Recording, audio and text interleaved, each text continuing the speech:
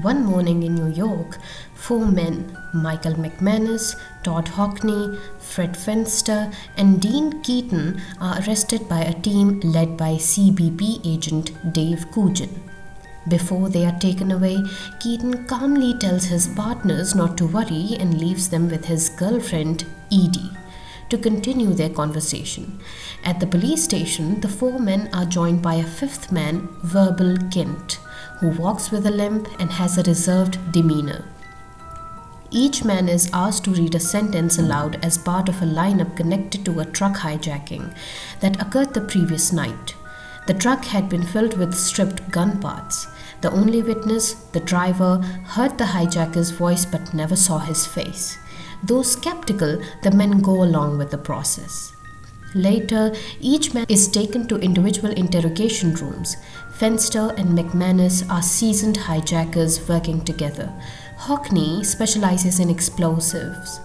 Verbal is a small-time con artist. Keaton is a former cop turned criminal, despised by the police for destroying evidence in his own case and pretending to be reformed. Eventually, all five find themselves in the same holding cell. Fenster complains about their arrest despite lack of real evidence. McManus wonders why Keaton is in custody. He thought Keaton was dead. Keaton stays aloof, disinterested in the others. They speculate on who hijacked the truck, but no one knows. McManus talks about a plan he and Fenster have for a lucrative job, which interests everyone except Keaton. Keaton, once a feared figure, now wants to leave crime behind and live quietly with Edie. 6 weeks later in San Pedro, California, Keaton lies bleeding beside a body on a ship as a trail of gasoline burns nearby. He tries to light the trail on fire when suddenly a man urinates on it, extinguishing the flame. The mysterious figure, Keyser Söze, then shoots Keaton and sets the ship ablaze. By morning, police arrived to collect the bodies. Only 2 men survived, one seriously burned and hospitalized, the other the crippled man already in custody, Verbal Kint. FBI agent Jack Baer rushes to question the burned survivor, who can only utter one name, Keyser Söze. Realizing the gravity, Baer calls in a translator and requests help from CBP agent Dave Cugin. At the station, Cugin demands to speak to Verbal. However, Verbal's lawyer has already struck a deal, reducing his charges to misdemeanors with bail set for release in 2 hours. Cugin insists he only wants some brief questions, suspecting Verbal knows more due to the strange circumstances. A ship with 27 dead, 91 million untouched, and no signs of a cocaine deal. After some persuasion, Cugin is granted a casual private meeting with Verbal in his office. Verbal calmly asks for a coffee before the interrogation begins.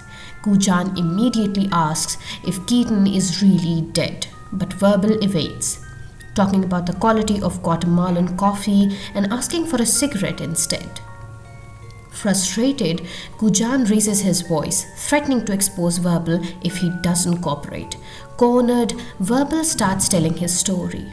He recalls that after their release from the lineup, McManus and Fenster silently beckoned Keaton to join their plan. Keaton initially refused but eventually agreed. Verbal explains their first big job: hijacking a police car, transporting a drug dealer, and stolen jewelry, promising a clean, no-blood heist worth nearly $3 million. Keaton was hesitant but drawn back to his old life. The team tails the marked police car using 4 vans. The dealer bribes the officers heavily, but the crew quickly boxes in the car, seizes the goods, and torches the vehicle. They leak the corruption story to the media, causing chaos in the police department. During the uproar, they vanish to Los Angeles to sell their loot. Before the move, Keaton makes a secret wish to Edie, weighed down by guilt and silent in his farewell. Cugin interrupts, dismissing Verbal's version of Keaton. Kujan believes Keaton never truly cared for Edie and has always worn a facade of innocence. Evidence against him mysteriously vanished, witnesses died or changed testimony, and he was even presumed dead after a house fire, only to reappear months later. Kujan doubts Keaton is truly dead now. At the hospital, Bear learns from the translator that the ship survivors confirmed there was no drug deal. Instead, Keyser Söze appeared and slaughtered everyone. Police rush to get a sketch of the elusive killer. Back at the station, Kujan pressures Verbal, accusing Keaton of orchestrating everything. Verbal counters, insisting the massacre was orchestrated by a man named Kobayashi, who claimed to be Söze's lawyer. Verbal recounts how after selling the loot to a shady dealer named Redfoot, they were handed a new job. It was supposed to be simple, but when they struck, the dealer's bodyguards fought fiercely, and the crew killed them in self-defense. Then they discovered the loot was cocaine, not jewelry, enraging McManus. He confronted Redfoot, who claimed to pass orders from Kobayashi, and offered a meeting. Redfoot then provoked McManus with a flicked-lit cigarette. Suddenly, Kujan is informed there was never any cocaine on the ship. The witness confirmed Söze was the sole killer, no chaotic drug deal. Kujan asks Verbal who Keyser Söze is. Verbal's face darkens as he begins to describe the legend of Söze, a Turkish drug lord whose family was brutalized by rivals. To protect them, Söze killed his own wife and children, then systematically hunted and destroyed everyone responsible, vanishing into myth. Söze became a criminal ghost story whispered as a warning. Kujan listens skeptically, demanding facts. Verbal continues that the crew accepted the mission from Kobayashi, but Fenster fled in fear and was found dead. This solidified their belief in Söze. The next morning, the crew confronted Kobayashi, taking him hostage. Keaton demanded the mission be cancelled, doubting Söze's existence. Kobayashi threatened Edie's safety, revealing she was held hostage.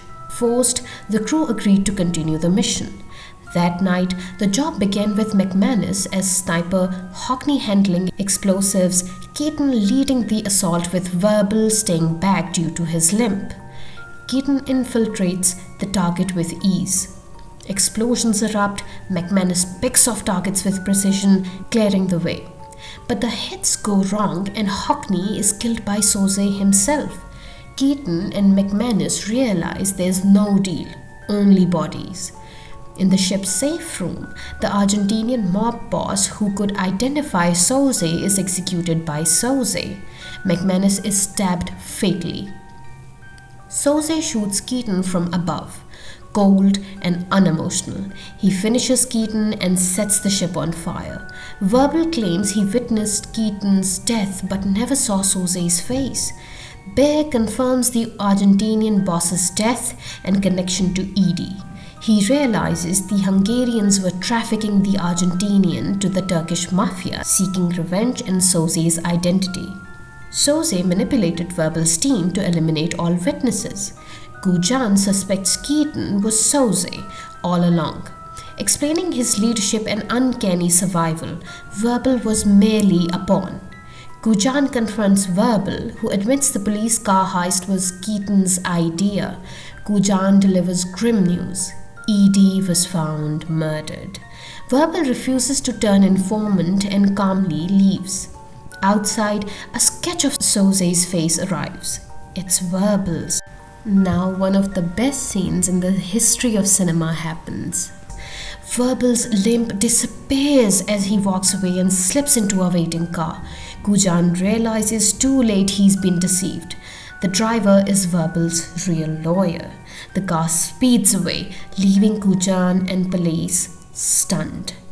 Verbal Söze was in plain sight all along and has vanished without a trace.